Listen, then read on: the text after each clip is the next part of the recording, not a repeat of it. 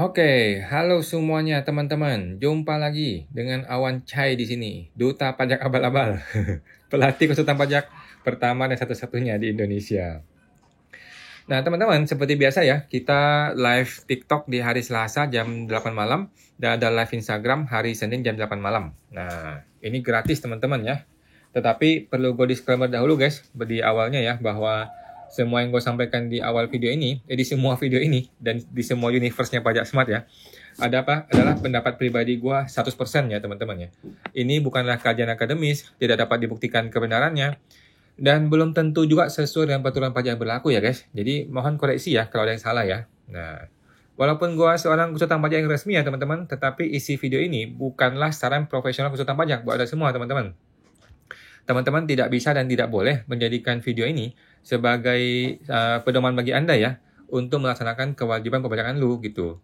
Karena kan masing-masing orang tuh punya kasus pajak yang berbeda-beda ya. Nah, teman-teman mohon konsultasikan dengan konsultan pajak Anda masing-masing ya, atau ke penyuluh di KPP juga boleh ya, ke penyuluh di KPP apabila lu mau tanya yang lebih spesifik lagi ya tentang perpajakan Anda. Seperti biasa, Awan akan tersedia secara gratis ya guys, langsung gratis dan live di Instagram ataupun di TikTok hari Senin dan Selasa jam 8 malam. Oke, kita mau promo dulu nih guys, promo buat teman-teman yang belum nih ya. Mana kita TikTok shopnya mana nih? kita ada promo Ramadan nih.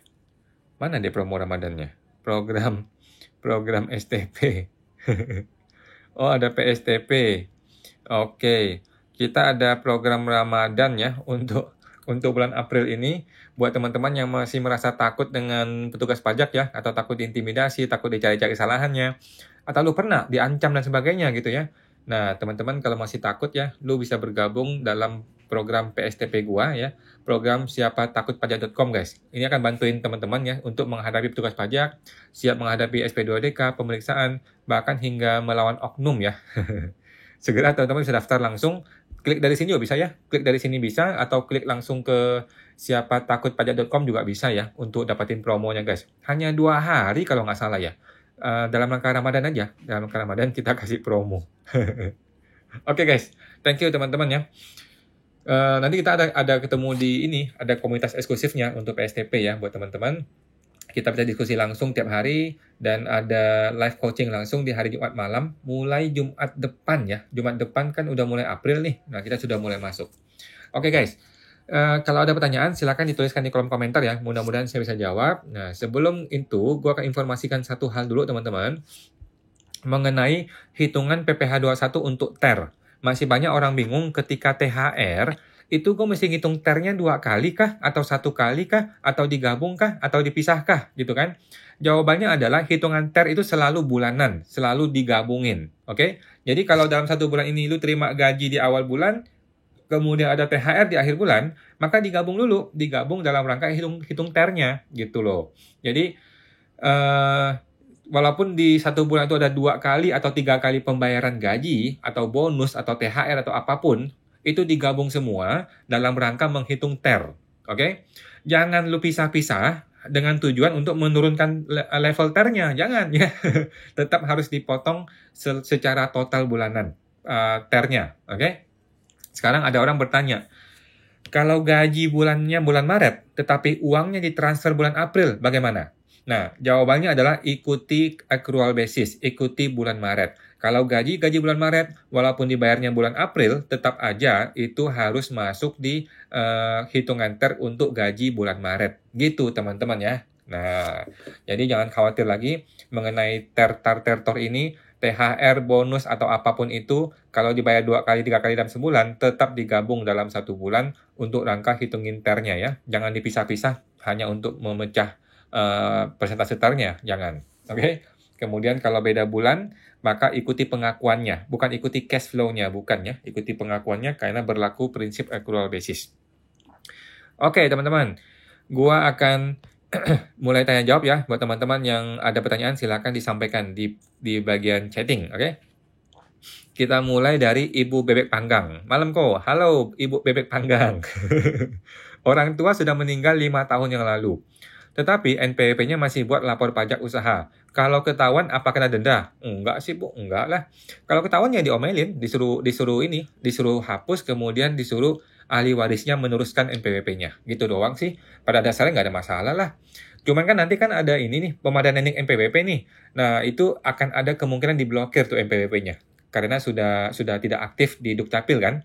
Sehingga ada kemungkinan NPWP ini akan mulai memblokir-blokirin bagi mereka-mereka yang tidak aktif nomor NIK-nya. Karena meninggal lah atau double NIK lah atau apalah gitu.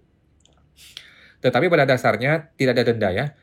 Denda itu hanya terjadi karena dua hal ya, terlambat bayar atau terlambat lapor. Gitu doang sih. Nah, kalau lapornya rutin, bayarnya rutin, ya nggak ada masalah, Bu. Nggak ada masalah ya. Nah, cuman saran gua, kalau emang orang sudah meninggal, ya sudahlah. Jangan dikasih beban lagi ya. Orang sudah meninggal, jangan kita kasih beban untuk bikin laporan SPT lagi. Sudah selayaknya itu harta-harta dilapor ke ahli warisnya, kemudian penghasilannya pun dilapor di ahli warisnya. Gitu. Semangat teman tuh, Bu Elisa, Bu Bebek. Saya masih ingat Bu Elisa soalnya. Ibu Bebek Panggang. Bapak M-Trix. Nah, Bapak M-Trix. Komisi berapa persen kok? Lupa dah. Pajak komisi Pak ya? Pajak atas komisi kalau nggak salah 2%. Kalau dia pakai PPh 23 atas komisi. Itu kalau badan ya. Tetapi kalau dia orang pribadi, maka dia bisa dikategorikan sebagai bukan pegawai lainnya. Kalau orang pribadi terima komisi, kategori bukan pegawai lainnya, maka itu berlaku rumus bruto dikalikan 50% dikalikan dengan tarif pasal 17. Kalau nilainya masih di bawah 100 juta gitu ya, maka akan cenderung ke 2,5% ya. 2,5% kalikan nilai yang ditransfer, dibayar gitu ya. Sehingga ditransfernya itu 97,5%. Kira-kira gitu Pak. Kalau untuk PP21 ya, kategori bukan pegawai. Thank you Pak M-Trix, semua terbantu. Bapak Sober, masalahkah kalau gabung suami istri lapor yang SPT 23? Padahal baru akan ajukan gabung tahun ini. Istri harus dinihilkan. Jawaban saya nggak ada masalah Pak, gabungin aja deh. Jadi kalau memang sudah niat untuk digabungkan, gabungkan saja semua ke SPT suami, kemudian si istri laporkan SPT nihil saja. Gitu. Nanti tahun ini, di awal tahun ini kan, nanti bulan depan Bapak tinggal mengajukan penghapusan NPWP untuk si istri. Oke? By the way, ingat ya Pak, penghapusan NPWP atau pencabutan NPWP akan terjadi pemeriksaan. Jadi Bapak harus siap ya, ada pemeriksaan, Bapak jelaskan bahwa ini kami tidak ada pisah harta, kami mau gabungkan begitu. Oke? Secara harta, hutang penghasilan, langsung gabung ke suami saja. Karena tidak ada pengaruh apa-apa. Gitu. Semangat untuk Pak Sober. Ibu Ivana Rayawan. Malam, Bu Ivana. Mau tanya, saya sudah ikut TA, tetapi ada satu harta 2015 yang kelupaan lapor. Terus? Oke, terus gimana Bu? Pertanyaannya apa? Apa boleh langsung masukkan ke SPT 23? Kan sudah expired, sudah lewat dari 5 tahun. Atau tidak, atau bisa diperiksa lagi? Atau harus gimana kok? Oke, jadi gini ya Bu Ivana dan teman-teman semua. Bagi orang yang tidak ikut TA, ya, bagi orang yang tidak ikut TA, maka harta-harta 2015 itu sudah aman. Bisa langsung dilaporkan di SPT terbaru ini, 2023. Bagi orang-orang yang sudah ikut TA, tidak aman. Ya. Bagi orang-orang yang sudah ikut TA, kan dia sudah memanfaatkan tarif yang murah tuh di TA ya, tetapi masih ada yang disembunyikan. Nah, maka barang ini perlu dilaporkan dengan mekanisme yang namanya pas final. Oke, nah Ibu tinggal hubungi ke AR, hubungi ke AR, Pak AR, saya punya harta 2015 yang belum saya laporkan, padahal saya sudah ikut TA. Saya mau ikut pas final. Oke, nanti bayarnya adalah 12,5% dikalikan dengan nilai NJOP 2015 Desember. Gitu Bu ya. Jadi ikutilah pas final, bayar 12,5%, kalikan nilai NJOP 2015 Desember. Itu yang tepat ya Bu. Karena sudah ikut TA. Bagi teman-teman sudah ikut TA, maka berlaku Undang-Undang TA. Nah, di Undang-Undang TA itu disebutkan kalau lu nggak lapor, masih ada yang disembunyikan, maka kena 200% kan? Nah, kena yang 200% ini akan dihilangkan dengan pas final. Pas final bayar 12,5%. Gitu ya. Tetapi bagi mereka-mereka yang tidak ikut TA, justru aman. Barang ini langsung dilapor ke SPT terbaru juga bisa. Karena sudah kadaluarsa. Oke? Thank you Bu Ivana, semoga terbantu. Bapak Sober. Hal penting apa yang harus diperhatikan jika mau menihilkan SPT istri untuk lapor 2023 ini kok? Kan mau gabung SPT suami. Nggak ada masalah Bu, Pak. Nggak ada yang perlu diperhatikan. SPT istri langsung lapor nihil aja. Nah, semua penghasilan istri dan suami digabung ke SPT suami. Semua harta yang sebelumnya di SPT istri maupun suami digabung ke suami. Gitu. Semua hutang digabung ke suami. Kemudian, atas harta-harta si istri yang 2022 itu dimasukkan di bagian SPT suami itu di kolom penghasilan lainnya yang tidak termasuk objek pajak. Oke? Atau penghasilan lain yang dikecualikan dari objek pajak di lampiran 3 kalau mau ya. Nah, masukinlah semua nilai rupiah dari SPT istri di tahun 2022. Sehingga kenaikan harta suami itu sebagian adalah dari perolehannya dari hibah atau pemberian dari istri. Gitu, Pak. Selebihnya nggak ada masalah. Cuman kalau ada 2 bukti potong, maka otomatis muncul kurang bayar ya. Itu hal biasa. Oke? Semangat teman tuh Pak Sober. Bapak user 2126. Malam go, malam. Mau tanya, kalau mau pembetulan PPh 23 tahun pajak 2021 di 2024. Tapi sudah SP2DK, masih bisa nggak? Jawabannya bisa Pak ya. SP2DK itu justru bagus kalau menghasilkan pembetulan SPT. Gitu ya, bagus ya. Jadi SP2DK itu outputnya adalah pembetulan SPT. Jadi silakan saja dilakukan. Cuman kan PPh 23, 21 itu kan belum unifikasi ya. Kalau dia belum unifikasi, kemudian kita sudah unifikasi sekarang, sehingga kan kita susah nih. ISPT kan kita mungkin nggak ngerti ya. Nah, bisa nego aja, negosiasi kepada AR. Saya bayar aja Pak, saya bayar aja, tapi saya nggak mau lapor pembetulan, repot Pak, pembetulan PP1, 23 gitu. Karena kan dulu belum ada unifikasi, mesti install ISPT-nya lagi, mesti setting-setting lagi, repot gitu. Tetapi kalau Bapak mau ya boleh lapor pembetulan itu. Yang penting kan pajak dibayar, Pak. Bukan masalah pembetulannya. Yang penting pajak dibayar. Gitu. Oke. Thank you, Pak User 212. Bapak Undersri. Kok istri aku hamil minta doanya ya? Oh iya, Pak. Semoga sehat-sehat selalu ya, Bapak Undersri. Semoga sehat-sehat selalu, lancar-lancar kehamilannya, sukses selalu, anaknya sehat-sehat ya. Thank you, Pak. Ibu Ivana sudah, kemudian Bapak User 515. Kalau istri dan suami punya NPWP-nya berbeda, tetapi belum buat surat pisah harta, apa bisa buat surat menyusul? Sekarang sudah bisa, Pak. Kalau zaman dulu, kalau nggak salah ya, pisah harta itu harus dilakukan sebelum pernikahan. Sekarang itu katanya di notaris sudah bisa. Jadi Bapak tinggal ke notaris, bilang, saya mau pisah harta dong. Nah, nanti notaris akan bikinin tuh surat pisah harta. Gitu. Saya tahu saya begitu Pak, bisa diatur kok setelah pernikahan. Oke, datang ke notaris. Semangat teman tuh Pak User 515. Oke. Lanjut Bapak Bebek Panggang. Selamat ya. Iya Pak Andersri. Selamat ya. Bukan ibu kan, istrinya kan? Jangan suami istri nih.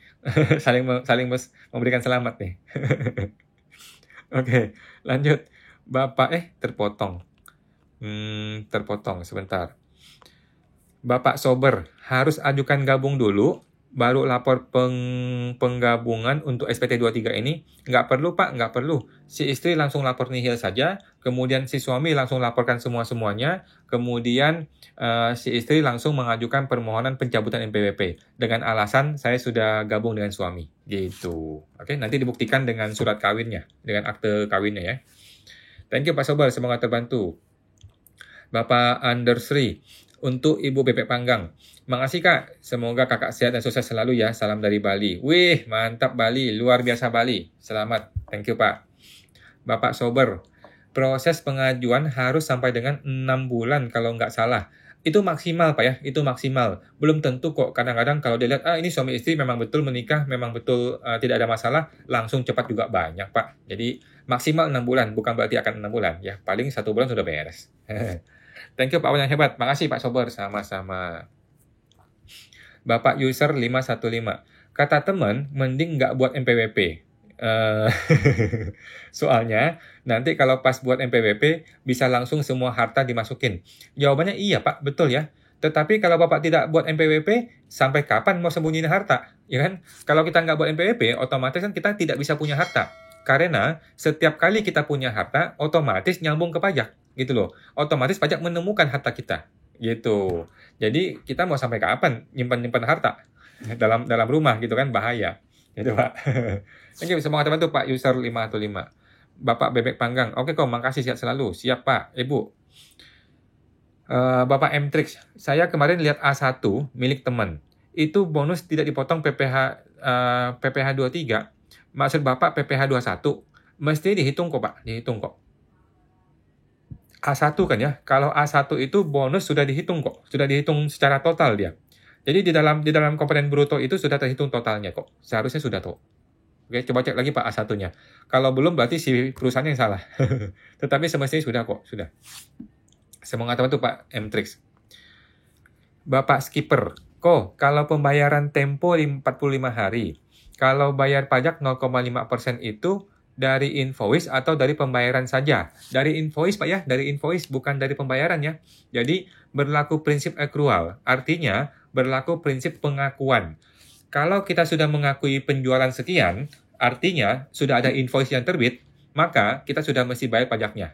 Walaupun itu uangnya belum datang, gitu ya. Walaupun itu uangnya belum dibayar oleh customer, tetap kita sudah harus mengakui penghasilannya, mesti mengakui pajaknya. Begitu Pak Skipper. Semangat teman tuh Pak Skipper. Bapak Andersri, solusi gimana kok? Jika gaji plus THR, pajaknya besar. Solusi bayar aja Pak, bayar aja tutup mata aja. Apa bisa THR dibayar di muka lalu dibayarkan cicilan? Jawabannya, maksud pajaknya? Pajak nggak bisa Pak. Jadi kalau memang Bapak mau pecah beberapa bulan, ya udah betul-betul dipecah gitu ya. Jangan sampai dibayar di depan, tetapi pengakuannya cicil, nggak bisa. Ya. Jadi menurut saya Pak ya, tutup mata aja, bayar aja udah beres gitu. Karena nanti ketika di A1 pun akan diperhitungkan kok ya. Ketika A1 akan diperhitungkan dan akan dikembalikan uangnya kalau kita memang kelebihan potong. Gitu Pak. Nggak ada masalah kok sebenarnya. Oke.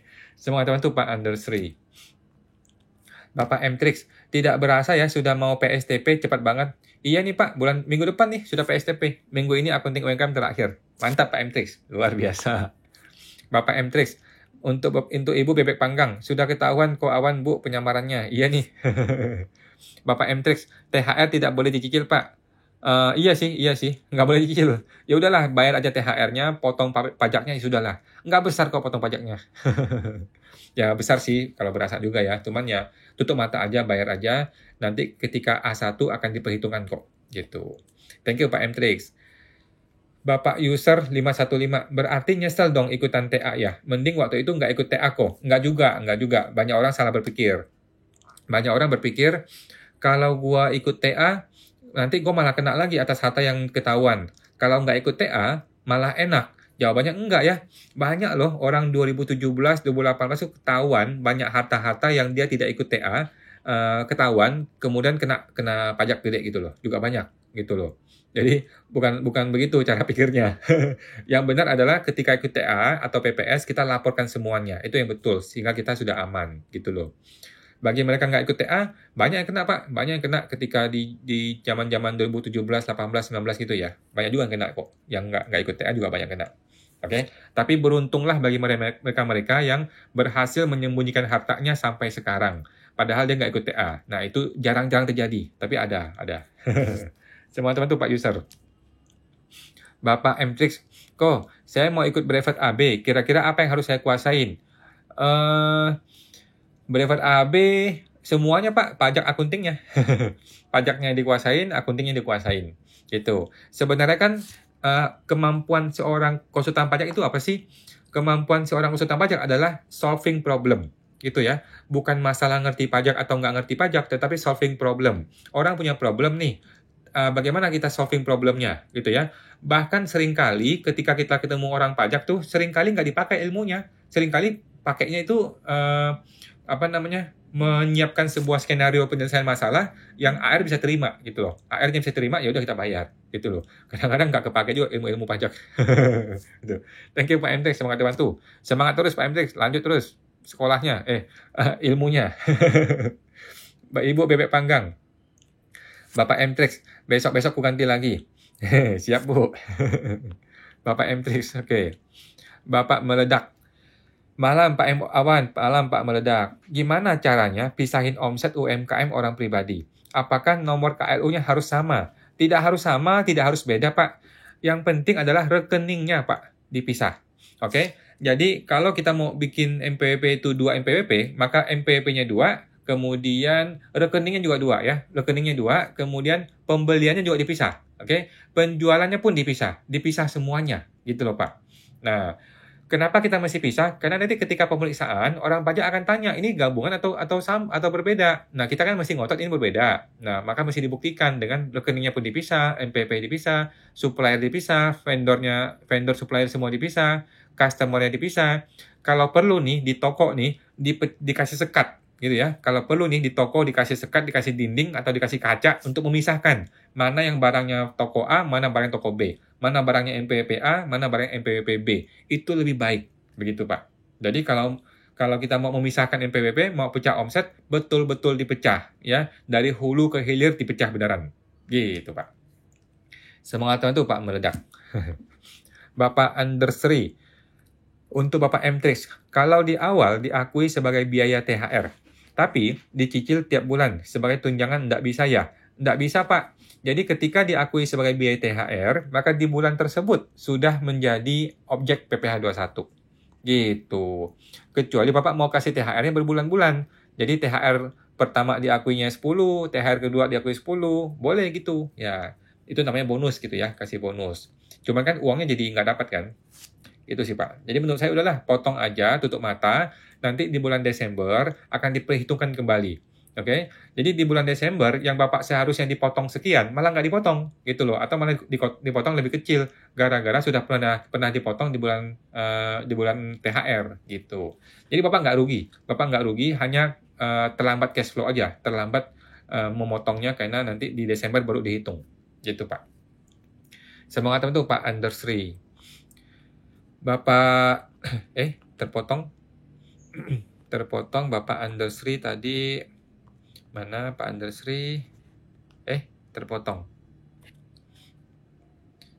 Oh. Oke, sudah ya. Bapak user 212, thanks kok. Siap. Bapak Andersri, makasih kok. Sehat dan sukses selalu. Siap Pak, sama-sama. Semoga istrinya sehat-sehat terus. Ibu meledak. Syarat pisah omset UMKM 0,5% apa saja ya? Ya, syaratnya itu Pak ya. Rekeningnya dipisah, NPWP dipisah, dari hulu ke hilir dipisah, suppliernya dipisah, customer dipisah, kalau perlu tokonya pun dipisah secara fisik. Jadi tokonya sama, tetapi dikasih kaca atau dikasih dinding atau dikasih pembatas mana barangnya NPWP A, mana barangnya NPWP B. Supaya kalau orang pajak datang, kita lebih gampang menjelaskannya. Kita lebih berani, lebih percaya diri untuk ngelawannya. Gitu loh Pak. Oke? Semangat tuh Pak meledak. Bapak M-Trix, waduh bahaya itu kok. Yang mana tuh Pak? Bapak Sanlin, kok apakah semua yang ikut PPS akan diperiksa yang 2021 Kamsya? Tidak juga Pak, tidak juga ya, tidak juga. Jadi bukan berarti gara-gara ikut PPS kemudian diperiksa, bukan. Cuman banyak orang nih ya, terus terang nih ya, banyak orang ikut PPS, oke? PPS itu kan SPP kan SPT 2020 ya, kan PPS itu adalah harta 2020. Tiba-tiba lapor hartanya banyak. Oke, lapor harta mungkin bermiliar-miliar atau puluhan miliar atau bahkan ratusan miliar. Tetapi omset dia di 2021 tetap sama. Itu nggak masuk akal, bos. Ya, jadi ada orang nih, omsetnya normal-normal saja, biasa-biasa saja. Tiba-tiba ikut PPS untuk harta 2020 tambahin 10 miliar contohnya. Berarti kan lu punya omset yang selama ini disembunyikan. Betul dong? Tetapi 2021 dia tidak berubah. Dia masih begitu-begitu aja. Ya wajar diperiksa. Begitu ya. Jadi kalau kita sudah mau jujur di PPS, maka tahun berikutnya kita harus benahi semua. Kita harus mengakui semua omset yang benar di 2021 dan seterusnya. Gitu. Begitu deh Pak. Tapi ya negara kita begitulah orang-orang kita ya. Sudah ikut PPS, dia merasa enak, bayar yang murah. Tahun depannya nggak diperbaiki bisnisnya. Tetap begitu-gitu aja. Tak kena repot. Gitu deh Pak. Jadi bukan berarti PPS bakal diperiksa, tetapi memang faktanya ada beberapa yang diperiksa setelah pasca PPS. Oke. Semangat teman tuh Pak Sanlin. Bapak user 212. Kalau 2025 UMKM pakai norma, bagaimana cara perhitungannya? Misalnya 30% kalikan omset, dikurangi biaya hidup atau PTKPK. Dikurangi biaya hidup Pak ya. Dikurangi biaya hidup itu dalam rangka apa nih? Dalam rangka menghitung harta, maka kurangi biaya hidup ya. Dalam rangka menghitung kewajaran kenaikan harta, maka profit dikurangi biaya hidup.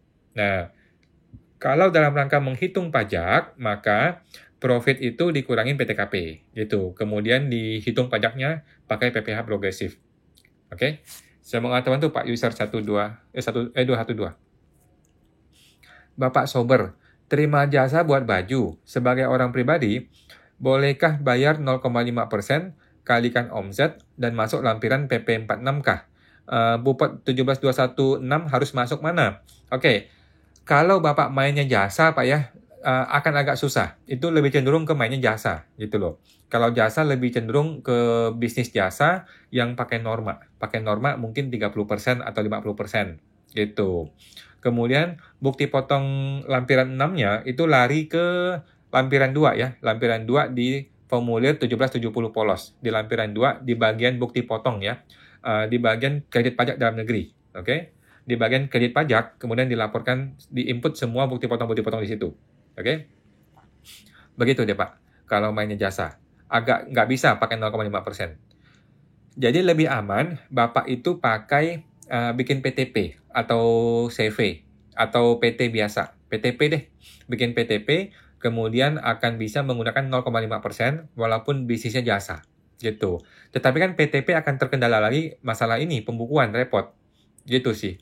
Jadi sudahlah, pakai norma aja deh Pak. Pakai norma aja, kemudian bayar PPh progresif. Nanti bukti potong akan bisa dijadikan kredit pajak kita. Gitu. Semangat itu Pak Sober. Siap, thank you Pak.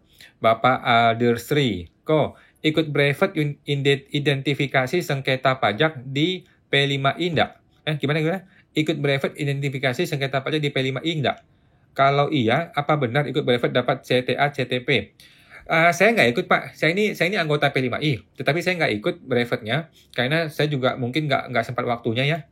Tetapi kalau Bapak ikut tuh bagus, apakah akan dapat CTA atau CTP? Sepertinya iya, tetapi saya juga nggak gitu ngikutin sih. Saya cuma member doang, tetapi saya nggak gitu ngikutin organisasinya sih. Gitu. Coba cek ke adminnya Pak, sepertinya iya. CTA itu Certified Tax Advisor atau apa gitu ya, atau Certified Tax Practitioner gitu kan. Saya rasa iya dia dapat gelar itu. Oke. Semangat teman-teman Pak Adrisri. Mari bergabung Pak. Bapak Nise 99 US. Kalau anak sudah bekerja di luar negeri dan tinggal di luar negeri lebih dari 6 bulan, apakah lapor penghasilan di SPT orang tua?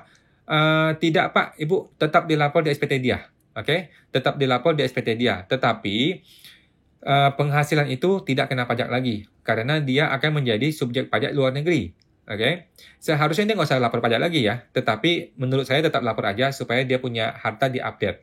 Nah, satu masalah adalah dia harus mengajukan satu surat yang namanya SPLN. Oke, surat subjek pajak luar negeri. Nah, surat SPLN ini harus diajukan ke KBRI kalau nggak salah ya di luar negeri, sehingga dia dapat surat itu. Setelah dia dapat surat itu, maka dia boleh lapor penghasilannya sebagai penghasilan yang tidak kena pajak. Gitu loh. Kalau dia tidak punya SPLN, masih berdebat nih, masih membingungkan, takutnya malah jadi masalah. Gitu Bu ya. Jadi langkah pertama adalah dia datang ke KBRI-nya mengajukan surat SPLN. Nah, ada di PMK 18 ya, PMK 18 tahun 2021 formulirnya. Oke. Setelah dapat SPLN, dia tetap lapor SPT tahunan, tetapi penghasilannya adalah penghasilan yang tidak kena pajak. Semangat tuh Bu Nise 99. Ibu Ivana Rayawan. Malam Bu. Tanya lagi, kalau kita sudah ikut TA, tapi ada harta 2016 ke 2018 yang belum lapor SPT, apakah juga bisa dianggap sudah kadaluarsa? Bisa langsung masuk SPT 2023? Jawabannya bisa Bu ya, karena kan Ibu bukan PPS ya.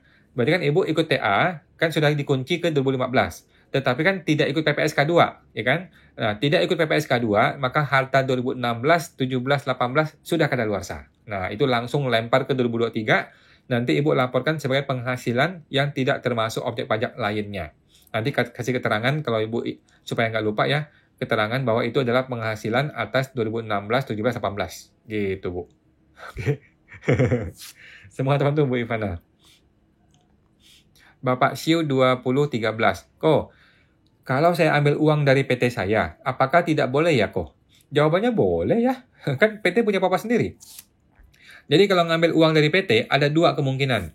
Kemungkinan pertama adalah gaji, namanya beban gaji, akan dipotong PPh 21. Pakai metode TER. Kemudian cara kedua adalah ambil dividen. Dividen hanya bisa diambil dari laba ditahan. Oke? Laba ditahannya, kemudian PPh-nya itu bayar sendiri ya, 10% PPh dividen. Kalau tidak mau bayar PPh dividen, maka uangnya bisa Bapak investasikan. Uang dividen diinvestasikan ke contohnya tabungan, deposito, saham, reksadana, SBN selama 3 tahun, maka dividen itu akan tidak kena pajak, jadi 0%, gitu ya. Tetapi kalau sifatnya rutin, mungkin lebih cenderung ke gaji ya. Gaji akan jadi objek PPh 21. Gitu, Pak. Semoga itu Pak Siu 2013. Bapak Goldwing, jika kena SP2DK mengenai pajak bukan pegawai kena progresif. Padahal yang dilaporkan tercampur dengan material ya tadi Pak ya. Terpotong Pak. Tadi material maksud Bapak ya. Nah, nanti Bapak mesti kasih penjelasan kepada AR bahwa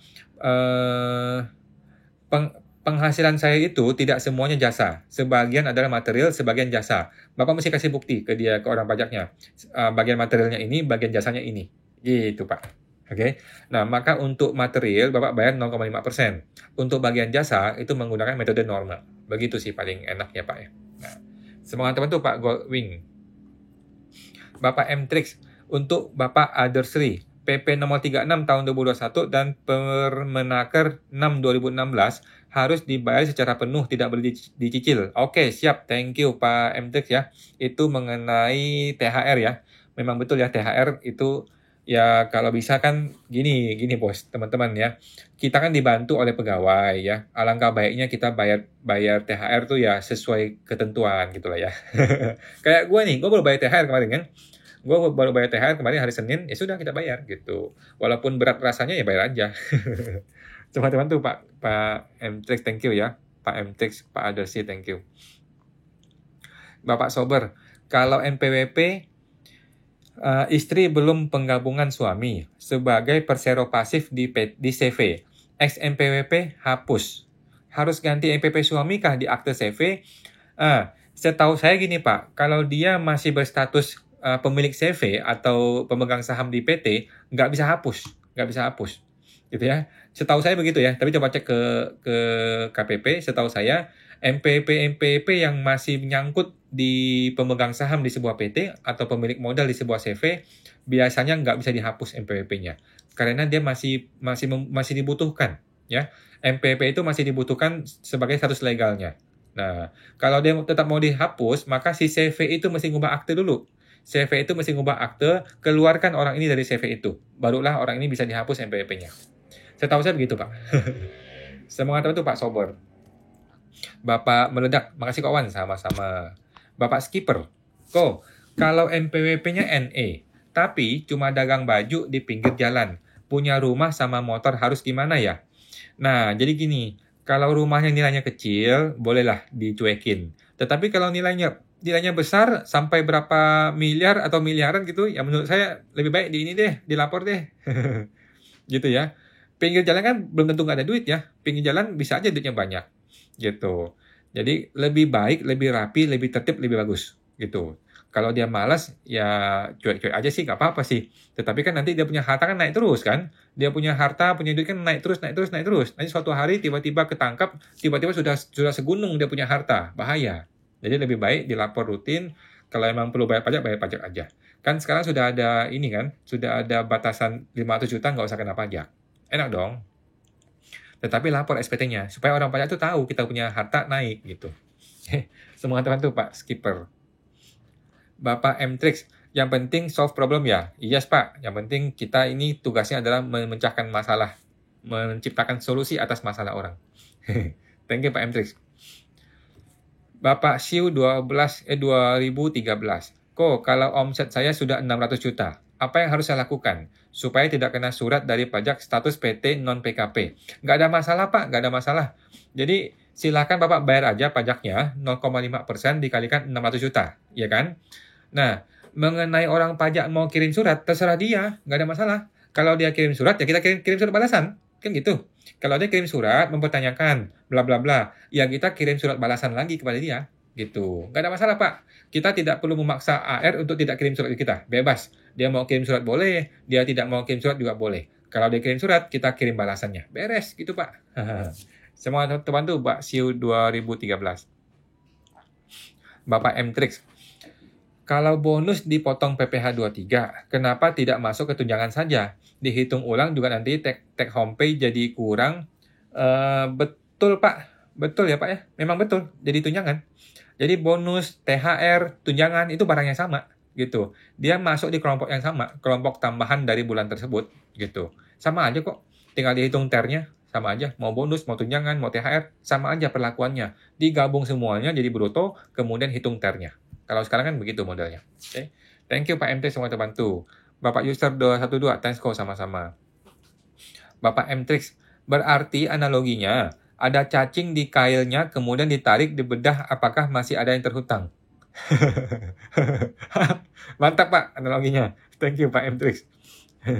Ibu Noi, kok kalau mau buka PTP tapi NPWP tahun 2017, apakah bisa? Yang saya dengar katanya PT Perorangan harus yang tahun 2020 ya kok? Enggak Bu, enggak. Bisa aja. Siapa aja boleh bikin NPWP, bikin PTP ya. Siapapun boleh bikin PTP. Apakah orang itu baru punya NPWP ataupun orang itu sudah punya NPWP lama sekali. Jadi bisa aja. Semua orang bisa punya NPWP, bisa bikin PTP saat ini ya. Semua orang bisa bikin. Coba Ibu masuk aja. Coba Ibu masuk ke ahu.co.id, kemudian bikinlah PTP di situ. Cuma bayar 50.000 beres. Pasti bisa. Semangat teman-teman Bu Noi. Ibu Mary, malam kawan, malam Bu Mary.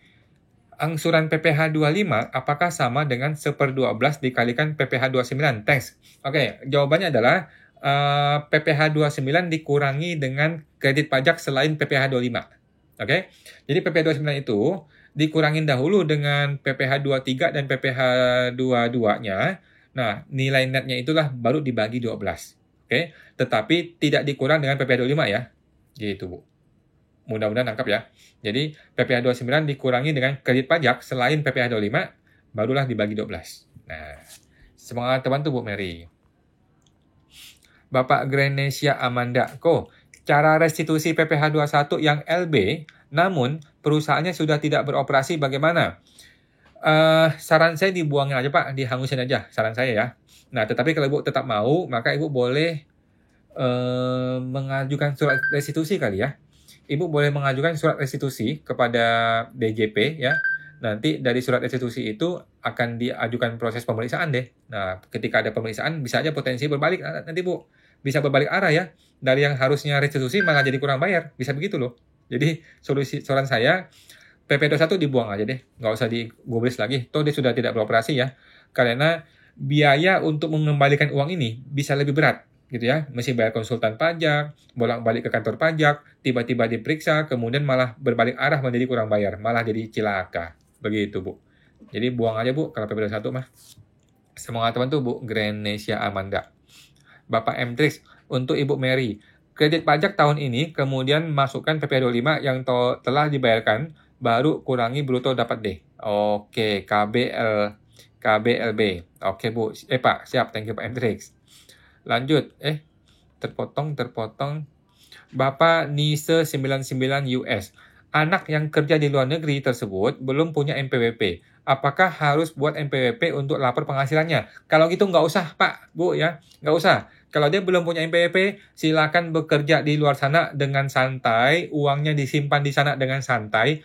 Nanti suatu hari kalau dia balik ke Indonesia, barulah dia bikin NPWP di Indonesia. Oke? Kan belum tentu dia balik ya. Belum tentu balik. Siapa tahu nanti dia di sana menikah atau dia memutuskan dia tidak mau lagi jadi warga negara Indonesia, gitu kan? Dia mau tinggal di suatu negara di mana gitu kan, bebas ya. Jadi kalau belum punya NPWP jangan buat, nanti aja.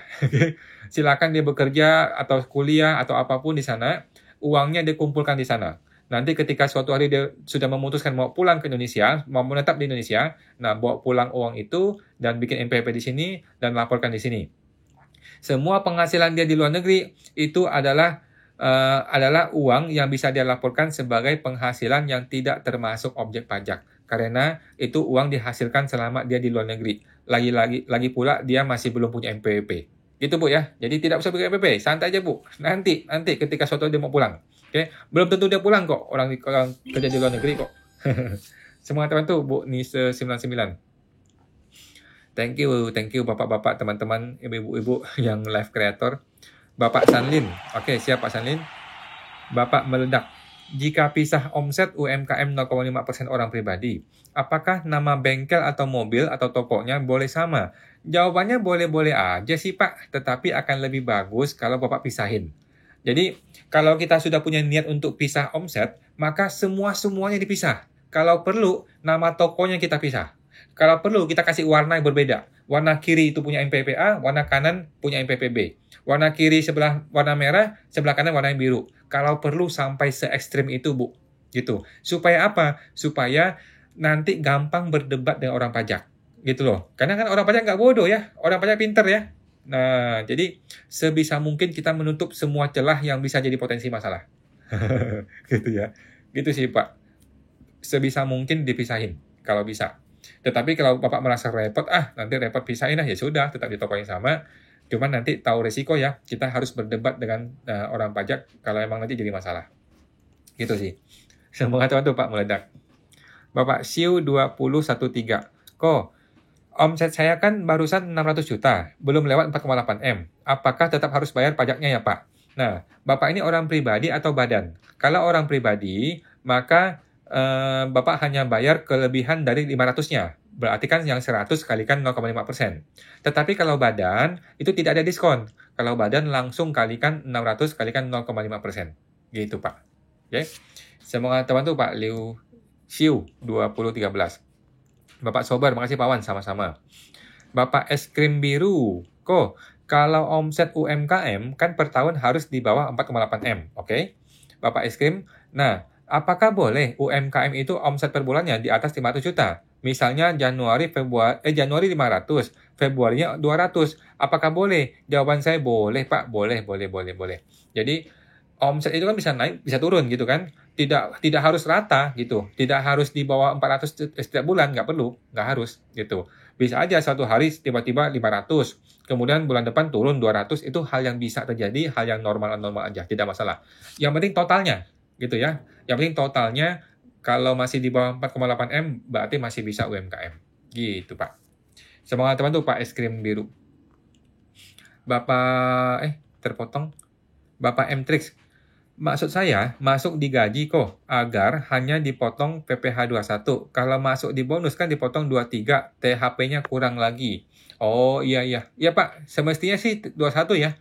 Semestinya digabung aja semua ke bagian gaji, kemudian dipotong PP 21. Tidak perlu dipisahkan menjadi PP 23, nggak perlu. Langsung aja digabung semua ke komponen gaji, dipotong PP 21. Itu yang betul. Oke? Thank you. Semoga teman-teman Pak M-Trix. Bapak Ibu Mary, makasih kok sama-sama. Thanks Pak M-Trix dari Ibu Mary. Mantap. Thank you teman-teman ya, thank you. Ada member-member apa nih ya? Thank you. Mantap.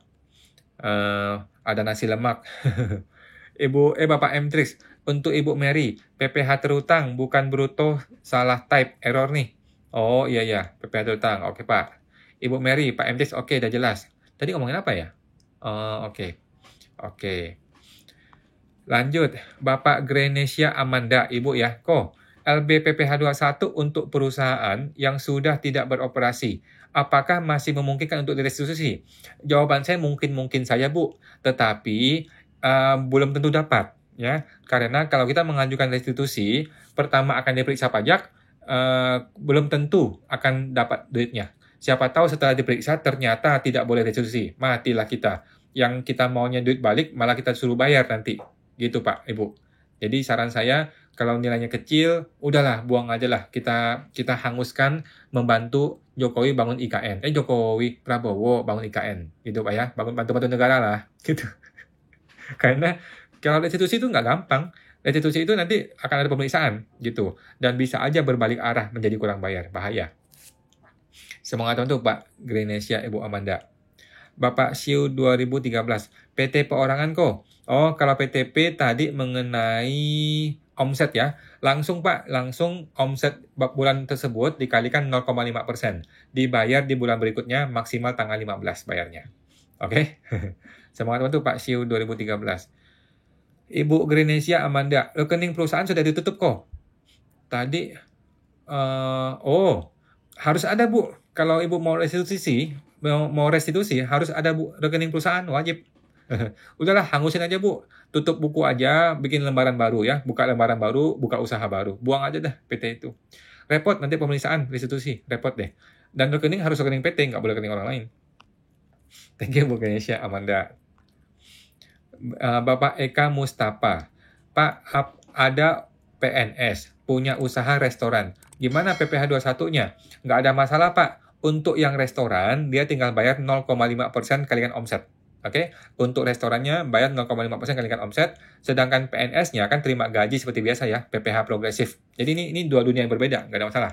PNS tetap dipotong PPh 21 seperti biasa, sementara resto dia bayar 0,5% PPh final UMKM-nya. Oke, semangat teman tuh Pak Eka. Bapak Siu 2013. PTP pajak 0,5% ini dibayarnya tahun depan pada saat mau lapor SPT atau gimana Eko? Bayarnya tiap bulan Pak ya, tiap bulan.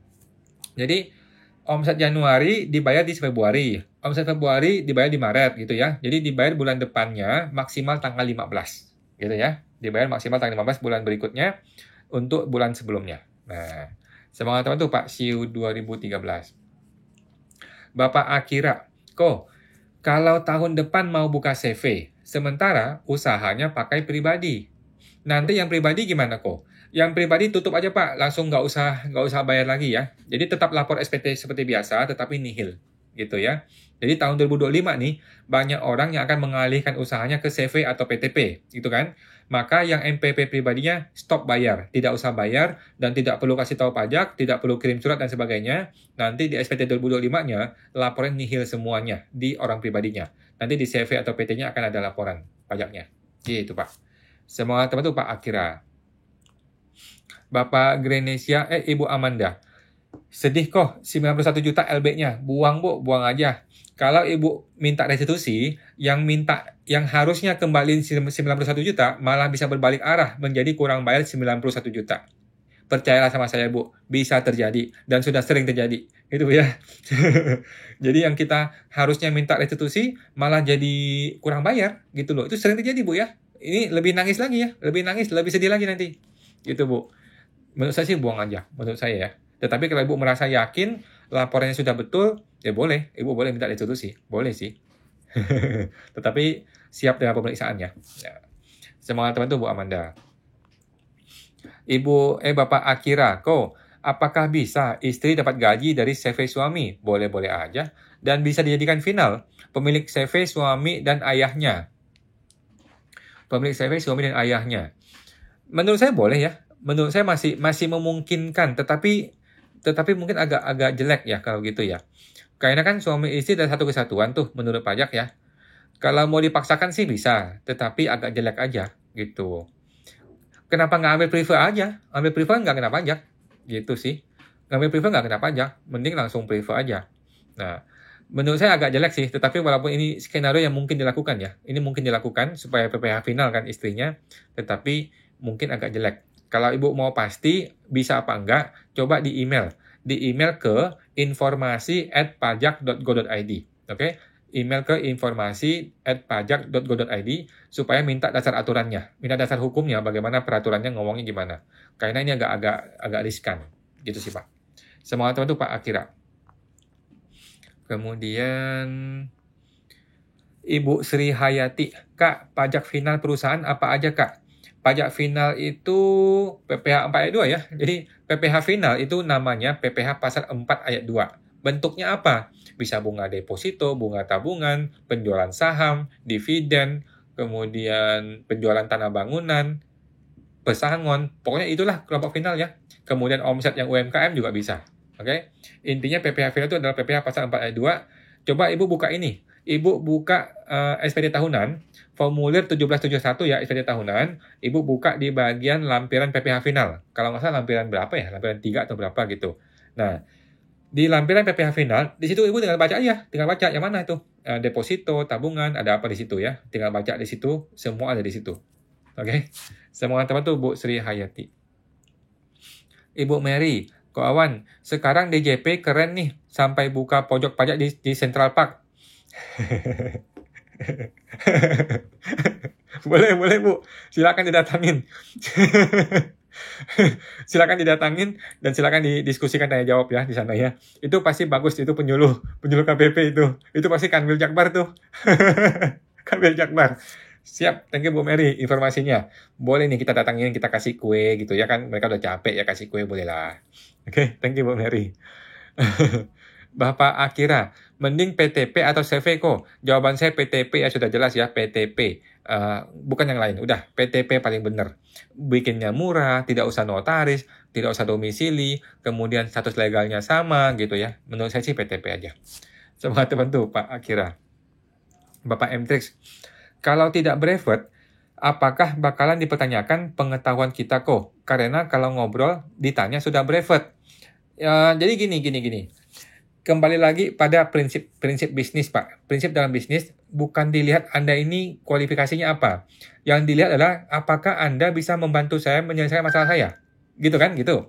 Jadi, kalau kita bisa kasih solusi atas masalah klien, udah nggak ada masalah kita punya atau nggak punya brevet. Gitu ya. Kalau kita datang ke orang pajak, kita bisa kasih dia solusi terhadap masalah sedang dihadapi oleh klien kita, udah nggak penting brevet nggak brevet. Gitu kan? Kalau orang pajak tanya, mana brevet Anda? Ya kita jawab, memang Bapak butuh brevet saya buat apa? Gitu. Bapak mau cari solusi atau mau cari brevet saya? Tanya ke orang pajaknya. Gitu ya. Jadi, kalau orang pajak mempertanyakan, kan Bapak bukan konsultan pajak, kenapa menjadi kuasa? Gitu. Bapak bilang, kita jawab, Bapak ini mau cari kuasa atau mau cari solusi? Kalau mau cari solusi, saya bawa solusinya. Kalau mau cari kuasa, kalau mau cari brevet atau cari izin konsultan, saya nggak punya. Gitu aja. Gitu. Jadi, dan gua rasa orang pajak juga menerima kok ya. Orang pajak juga menerima kok. Nggak perlu brevet, nggak perlu apa-apa gitu. Yang penting lu datang bawa solusi apa nggak bawa solusi. Kalau bawa solusi orang terima aja santai gitu. Tetapi kalau kayak saya kan, saya datang bawa masalah. Saya ngelawan gitu kan. Ketika saya ngelawan ya pasti dia mempertanyakan legal formal gitu. Surat kuasanya ada nggak, brevetnya ada nggak, pasti ditanyakan karena saya ngelawan gitu. Tetapi kalau Bapak datang bawa solusi ya pasti diterima Pak, dengan welcome Pak. Semoga teman tuh Pak M-Trick, thank you. Bapak Eka Mustafa, Pak, kalau resto omsetnya lebih dari 4,8 M. Kalau mau buka cabang baru supaya pajak badan rendah bisa buat PT baru kah? Jawaban saya bisa-bisa aja Pak, Bu. Bisa-bisa aja ya buka PT baru, tetapi ingat, kalau buka PT baru artinya NPWP baru, artinya entitas baru, artinya pembukuannya juga baru, artinya dari hulu ke hilir juga baru. Ya, beli barang juga beli sendiri, jual barang juga jual sendiri. Janganlah PT baru ini mengambil barang dari PT lama, nggak boleh. Dia mengambil bahan baku dari gudangnya PT lama, nggak boleh, ya. Nah, dia mesti beli bahan baku sendiri, maksud saya gitu. Nah, banyak orang salah di sini. Dia bikin PT-nya banyak, tetapi bahan bakunya tetap dari gudang PT yang sama, yang satu, nggak boleh, gitu. Jadi kalau mau pisahin sekalian, dari hulu ke hilir dipisahin, itu baru betul. Oke? Semangat teman tuh Pak Eka. Bapak Siu 2013. Kok kalau pada saat bayar yang omset 0,5% dari 600 juta, ini nanti pilihannya apa ya Pak? Oke, waktu Bapak pilih bayar, Bapak pilih e-billing, kemudian pilih kodenya adalah 411128, ini PPh final, dan 420, yaitu PPh final bruto tertentu bayar sendiri. Gitu ya. Pilihnya adalah 411128 420 ketika pilih menu e-billing. Oke? Semangat teman tuh Pak Siu 2013. Thank you Pak. Terus tadi siapa? Oh, Bapak Akira. Jadi, di tahun depan pribadinya nggak usah ajukan perhitungan norma ya kok, kalau sudah buat CV. Oh, nggak usah lagi Pak, ngapain? Kan sudah tidak ada penghasilan, ya. Kalau orang pribadi sudah stop dagang, stop usaha, maksudnya udah stop usaha, sudah tidak lagi ada usaha, ya nggak usah norma, nggak perlu. Gitu, nggak perlu. Tetapi kalau mau aman, mending cetak aja normanya. Siapa tahu tengah tahun tiba-tiba dia mau dagang lagi. Gitu ya. Kan cetak norma kan dari awal tahun ya, sebelum Maret. Gitu Pak. Thank you Pak Akira, semoga terbantu. Bapak M-Trix, yang tadi tentang bonus kok, saya cek di Google dipotong 15%. Ini dipotong PP21 saja atau dipotong PP23 juga? Mesti dipilih Pak. Jadi si orang pribadi itu harus memilih, si perusahaan ya, mesti memilih. Ini barang mau dipotong 21 atau 23. Kalau dia kategori pegawai, maka potong PP21. Gitu. Tetapi kalau dia mau masukkan sebagai komisi, bisa tuh potong PP23 ya. Itu kategori hadiah. Kategori hadiah dia potong PP23 yang 15%. Itu untuk orang-orang yang bukan pegawai. gitu ya. Jadi dia kasih komisi mungkin ke suppliernya atau customernya, tetapi orang pribadi kan. Nah, dia potong PPh 23 yang 15%. Kategorinya hadiah, gitu. Tetapi kalau untuk pegawai enggak. Kalau untuk pegawai ya kategori PPh 21, gitu kan. Oke, apa itu tadi? Ada terpotong. Oke, gitu Pak ya. Kalau pegawai tetap 21, kalau bukan pegawai lari ke 23 boleh. Yang 15% boleh. Semoga teman-teman Pak M-Trix. Bapak Sandi Halman, malam Pak. Kalau pajak 0,5%, saya tahun depannya habis. Anak saya bukakan MPWP agar dapat 0,5% omset saya turun nggak masalah. Tidak masalah Pak, tidak masalah. Jadi ini lagi banyak dibicarakan ya, di mana orang pribadi yang mau habis, dia berencana untuk bikin MPWP atas nama istrinya atau nama anaknya, kemudian bisa pakai 7 tahun lagi kan. Nah ini lagi dibicarakan dan gua rasa bisa-bisa aja dilakukan ya. Yang penting nanti diatur aja. Nanti rekeningnya pakai rekeningnya si istri atau rekening si anak gitu kan. Ya boleh-boleh aja sih.